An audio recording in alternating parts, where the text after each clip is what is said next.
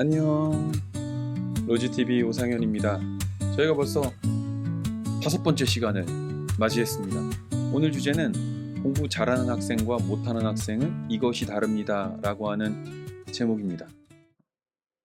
최근에 흥미로운 기사가 하나 눈에 띄었는데요. 국민일보에 나온 기사입니다. 공부 잘하는 약 5인 ADHD 치료제 품귀 장기화, 이런 제목입니다. 그러니까 ADHD를 치료하기 위한 약이 공부 잘하는 약으로 소문이 나면서 품귀 현상을 빚었다, 그 말입니다. 건강보험공단에 따르면 2021년 기준으로 ADHD 치료제가, 이것 좀 독특한데요. 흔히 우리가 이야기하는 강남 3구, 강남구, 송파구, 서초구에서 가장 많이 처방을 받았다는 거죠. 교육열이 뜨거운 지역에서 이 ADHD 치료제 처방자가 집중되었다. 이거 좀 이상하죠. 뭔가 이상하다는 겁니다. 이어서 기사에는 이렇게 나와 있습니다. 식약처는 ADHD 치료제는 성적을 올리기 위한 약이 절대 아니다라는 안내문을 내기도 했다. 심지어 이 약이 ADHD 치료제임에도 불구하고 성적을 올릴 수 있다, 공부를 잘하게 할 수 있다라고 하는 약으로 오인되면서 오남용을 막기 위해서 이런 노력을 하기도 했다라는 내용입니다. 이렇게까지 공부를 잘해야 되는 이유가 있을까 싶기도 한데, 입시 지옥 대한민국에서 어찌 보면 당연한 모습인 것 같기도 하고요. 웃기면서도 슬픈, 그야말로 웃픈 현상이 아닐까 싶기도 합니다. 제가 한 이제 20년 전인데요. 경기도 안산에서 조그만 보습학원에서 사회 선생님으로 일을 할 때 얘기입니다. 중학교 여학생들로 기억을 하는데요. 시험 대비를 하느라 이제 시험 기간이라서 그동안 배웠던 것들을 이제 쭉 압축을 해 갖고 학생들에게 다시 설명을 해 주는 날이었단 말이에요. 제 기억으로 중학교 2학년인 것 같은데 그때 세계사가 나왔었던 것 같아요. 그래서 중국 고대사, 은주, 춘추 전국시대, 진한, 위진, 남북조, 수당, 송원, 명청, 이렇게 해서 쭉 스토리를 정리를 해 갖고, 야, 은나라에서는 이런 게 시험이 나오고 주나라에서 이게 나와, 춘추 전국시대의 특징은 이거지, 그다음에 뭐 진한, 위진, 남북조, 그다음에 뭐 수당, 송원, 명청, 이게 이제 시험 범위였단 말이에요. 그래서 그거를 설명을 이제 하나하나 쫙 해 줬단 말입니다. 제가 GPT에다가 그 시절 저의 모습을 에 묘사를 해서 그려 달라고 했더니 요런 그림을 보여주는데 다분히 현실감이 있지요. 여하간 시험 대비이기 때문에 시험에 나올 만한 것들만 설명을 쫙 해 줬어요. 한 20분 정도 핵심만, 그야말로 엑기스만 쫙 뽑아 갖고 강의를 해 줬단 말이에요. 그래서 이제 학생들한테 요 3 명이었어요. 이 3 명이 같은 학교여 가지고 시험 대비반은 요 3 명만 따로 떼 가지고 이제 수업을 했는데, 중학생, 여학생 3 명이었는데 지금 잘 지내는지 모르겠어요. 여하간 인제 그 친구들에게 설명을 쭉 해 줬단 말입니다. 그리고 이제 제가 물어봤어요. "얘들아, 알겠지? 이거 내일 시험에 꼭 나와. 다음 날에 시험이니까. 공부 열심히 하면 돼. 이것만 기억해도 너네 시험 잘 볼 수 있어." 그랬더니 애들 표정이 좀 갸우뚱해요. 아직도 뭔가 잘 모르겠다는 거죠. 그래서 제가 "아직 잘 모르겠어?" 그랬더니 잘 모르겠대요. "그래? 그래? 아직도 잘 모르겠어? 야, 그럼 너네 이거 다시 잘 봐. 이거 중요해. 시험 무조건 나와. 은나라, 은허, 뭐 갑골무늬 뭐 어쩌고 저쩌고 하면서 쭉쭉쭉쭉 이거 시험에 반드시 나오는 부분들을 체크를 탁탁탁탁 해 주면서 처음부터 끝까지 다시 한번 15 분, 20분 동안 분필 한 자로 들고서 이제 설명을 쫙 해 줬어요. 이건 반드시 시험에 나오고, 이렇게 설명을 쭉 해 줬단 말입니다. 그리고 이제 학생들에게 이제 물어봤어요. "자, 이제 알겠지? 2번 했잖아. 이제 알겠지?"라고 했더니 그 여학생 하나가 이런 표정을 지으면서 저에게 "잘 모르겠어요." 그러더라고요. 그래서 제가 "야, 뭘 모르겠어. 이렇게 2번 했는데 뭘 모르겠어." 그러니까 그 여학생이 저에게 뭐라고 얘기했냐면 "하나도 모르겠어요. 다 모르겠어요." 나중에 제가 공부를 하다가 이게 어떤 의미인지를 이해를 하게 되었습니다. 논어에 이런 구절이 있는데요. 공자가 자로에게 이야기합니다. "안다는 게 뭔지 가르쳐 줄게. 아는 것을 안다고 하고 모르는 것을 모른다라고 하는 것, 그것이 바로 아는 것이야." 원문을 보시면 지지위지지, 부지위부지, 시지야, 이렇게 표현했습니다. 아는 거, 그거 안다고 얘기해. 모르는 거, 그거 모른다고 얘기해. 그게 아는 거야. 그럼 인제 여기에는 인제 뭐가 전제되어 있냐면 아는 것과 모르는 것을 구분하는 거죠. 아는 것은 안다고 평가할 수 있고 모르는 것은 모른다라고 평가할 수 있어요. 그런데 저는 '모르는 것은 모른다.'라고 평가하는 것이 아니고 '고백하는 게 아닐까.' 이렇게 생각해요. 그러니까 우리가 아는 거는 안다고 엄청 아는 척을 하잖아요. 그런데 우리가 모르는 것에 대해서는 모르면서도 모르는 척 안 한단 말이에요. 이걸 전문 용어로 뭉갠다고 해야 되나? 아는 거는 더럽게 아는 척하면서 모르는 거는 이건 뭐 내가 그렇게 좀 뭉갠단 말이에요. 공자의 말은 "아는 거 안다고 해? 모르는 건 솔직히 모른다고 해. 그게 아는 거야."라고 말했다는 거죠. 이걸 정리하면 이제 이렇게 된다는 거예요. 저는 이걸 강의할 때 어떻게 설명하냐면 공자의 이 말은 내가 어디까지 알고 있고 어디서부터는 모르는지 미지의 영역인지 그 경계를 안다. 여기까지는 내가 아는 거. 요 뒤에서부터는 내가 모르는 거, 알지 못하는 거, 미지의 세계인 거. 또 미지의 세계란 노래로 또 전국 노래자랑에서 우수상을 탔던 옛날 생각이 나는군요 갑자기. 여하간 그래서 제가 여기에 덧붙여서 뭐라고 설명을 하냐면 "아는 것과 모르는 것의 그 경계를 안다. 여기까지는 알고 여기서부터 모른다. 그 경계를 안다. 그럼 난 여기 모른다라고 하는 고백을 했기 때문에 이 부분은 알매 지평이 열린다." 이렇게 제가 강의 중에 표현을 합니다.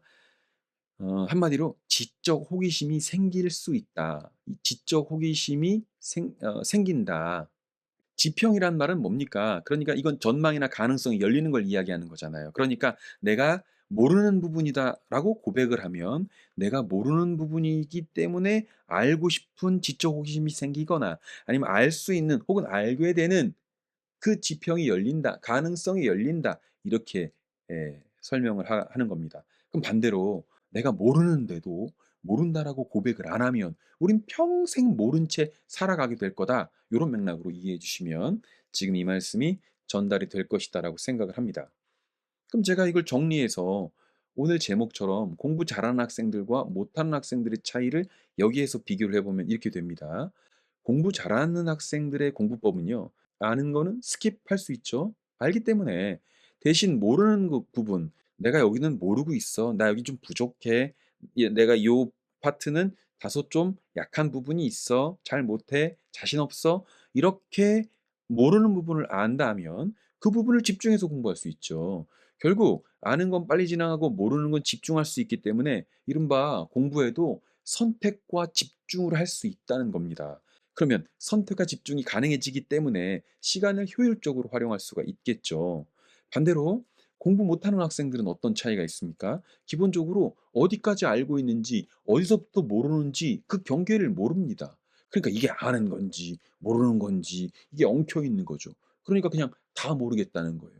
자기가 모르는 것도 모르고, 아는 것도 모르기 때문에 그냥 모르는 거죠. 그러다 보니까 1단원부터 공부합니다. 처음부터 공부를 하되 심지어 같은 속도로 공부해요. 왜냐면 내가 확신이 없거든. 내가 이걸 잘하는지 모르는지. 그러다 보니까 선택과 집중을 못 합니다. 그래서 이 학생들은 어떤 특징이 있냐면 아무리 공부를 못하는 학생들도 교과서들 보면요. 1단원에는 밑줄이 그렇게 다 쳐 있어요. 부모님들 중에서 옛날에 공부하신 분들 공통 수학 이거 하신 분들은 다 수학 공부 더럽게 못했어도 앞에 집합에는 막 밑줄 다 쳐 있어. 교집합 뭐 합집합 여집합 이건 다 한다니까. 왜?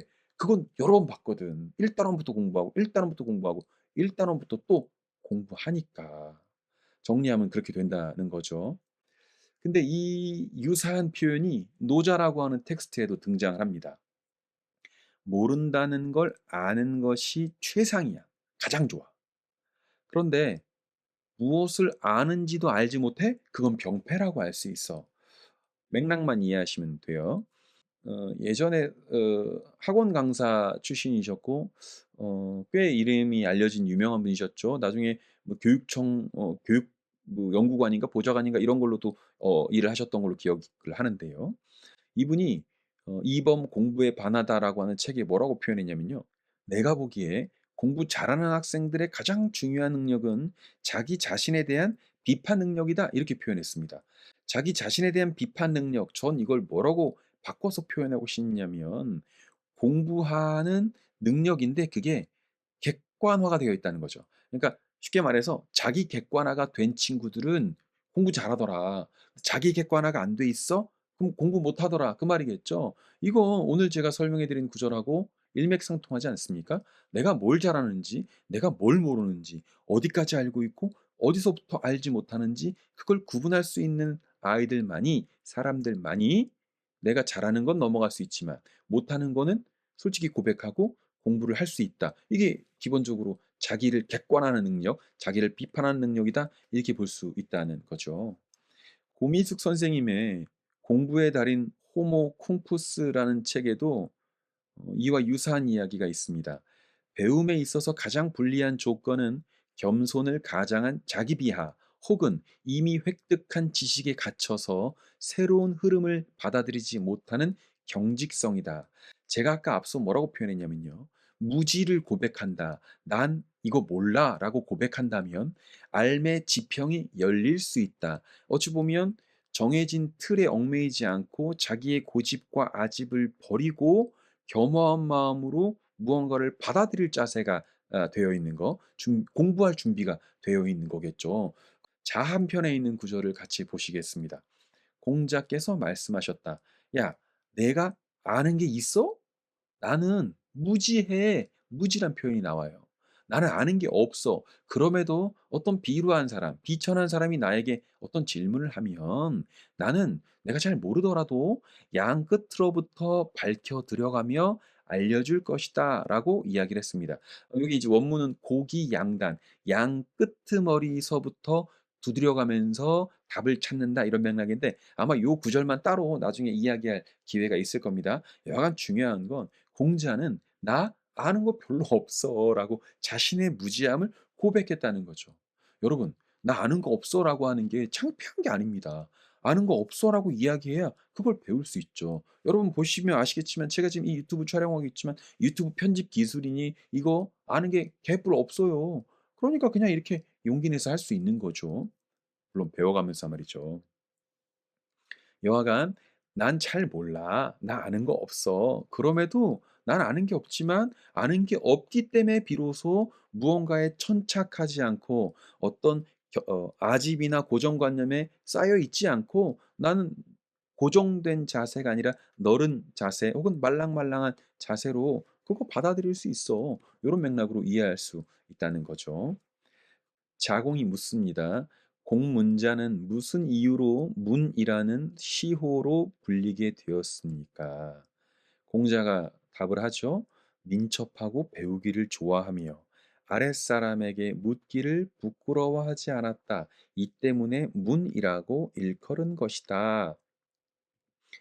여러분, 시호라고 하는 말은 어떤 사람이 죽고 나서 그에게 붙여주는 이름인데 그가 공적이나 덕망, 지위가 높으면 이걸 붙여줄 수 있다는 거죠. 그럼 질문에서 자공은 이 자공이 또 공자의 제자 중에 굉장히 독특한 인물이어서 자공과 공자의 대화는 조금 더 주의 깊게 볼 필요가 있는데요. 오늘의 포인트는 그게 아니어서 일단 넘어가 보겠습니다. 자공이 공자에게 묻는 거예요. 문이라는 시호를 공문자에게 붙여줬는데 이유가 뭡니까? 물어봤더니 공자가 그 사람 민첩하고 배우기를 좋아했어. 이건 나중에 또 따로 다룰 예정입니다. 핵심은 아랫사람에게 물어보는 것을 부끄러워하지 않았어. 이 원문이 불치하문입니다. 부끄러워하지 않았어. 하문, 아랫사람한테 물어보는 걸. "난 몰라. 나 무지한 사람이야." 그거 창피하지 않아요? 그게 창피하지 않기 때문에 모르는 거 물어볼 수 있는 겁니다. 대상이 누구든 상관없는 거예요. 윗사람이든 아랫사람이든 나보다 더 똑똑한 사람, 나보다 더 이 분야의 전문가가 있다면 모르는 거 물어보면 나쁜 거 아닌 겁니다. 그걸 물어봐야 모르는 걸 알 수 있는 지평이 열린다. 아까 말씀을 드렸죠. 자, 마지막으로 하나만 더 살펴보겠습니다. 다수가 자신이 모른다는 사실을 모르고 다른 사람은 몰라도 자기 자신은 안다고 착각한다. 이런 어리석은 고질병에는 치료법이 없다. 무지한 사람은 자신을 모르기 때문에 스스로 부족한 것도 찾지 않는다. 남들에게 조언을 구한다고 해서 자신의 위대함이 줄어들거나 능력이 약해지는 건 아니다. 오히려 조언을 구하면 명성은 더욱 높아진다. 생각해 보십시오. 나보다 까마득히 높은 직장 상사여도 내 전문 분야를 그 직장 상사가 인정해 주면서 "자네가 볼 때는 이 문제가 이거 한 것 같은데 어떻게 생각하나?"라고 물어보면 아랫사람으로서 그 질문을 받는 순간 '아 이 사람 나보다 모르네.' 이렇게 생각하는 게 아니라 '야 이렇게 높은 자리에 있으면서도 나 같은 부하 직원에게 물어보는 거를 두려워하지 않는구나. 하지 않는구나. 창피해하지 않는구나. 정말 더 대단한 분이시다.'라고 느낄 거 아닙니까. 그런 거겠죠. "공부 잘하는 학생들의 비법이 무엇이냐."고요. 로지가 묻습니다. 아는 것과 모르는 것을 구분할 수 있어야 합니다. 그래야 선택과 집중을 통해서 효율적인 공부를 할 수 있기 때문이지요. 모른다는 걸 감추지 않는 용기, 그게 필요합니다. 이번 방송도 짧게 임팩트 있게 만들려고 했는데 또 길어진 것 같아요. 저는 매번 실패를 거듭하면서도 대안을 찾고 있습니다. 방송 만드는 시간도 너무 오래 걸리고 준비하는데도 너무 오래 걸려서 어떻게 하면 좀 더 효율적이고 우리 구독자 여러분들을 만족시킬 수 있을 것인지도 고민해 보도록 하겠습니다. 자, 오늘 방송도 마칠 시간이 다 되었습니다. 방송을 준비하면서 앞서 처음 보여드렸던 그 뉴스 기사가 계속 마음에 맴돌았어요. 약을 먹여서라도 공부 잘해야 하는 세상이 과연 이게 정상적인 세상일까에 대한 생각이 내내 제 머릿속을 떠나지 않았기 때문인데요. 80 년대인가요? 90 년대에 나왔던 영화 제목이 행복은 성적순이 아니잖아요 였습니다. 실제로도 그렇죠. 좋은 학교, 좋은 성적 갖게 된다고 다 행복한 건 아니더라고요. 자, 끝으로 안내 말씀을 드려야 될 텐데요. 초보 유튜버에게는 여러분들이 보내주시는 구독과 좋아요와 알림 설정이 큰 힘이 됩니다. 재미있는 방송, 더 유익한 방송 많지만 동양 철학을 기반으로 한 인문학 방송 하나 정도 구독하는 게 삶에 큰 해가 되진 않습니다. 오늘 방송 여기서 마치겠습니다. 긴 시간 시청해 주셔서 고맙습니다. 안녕.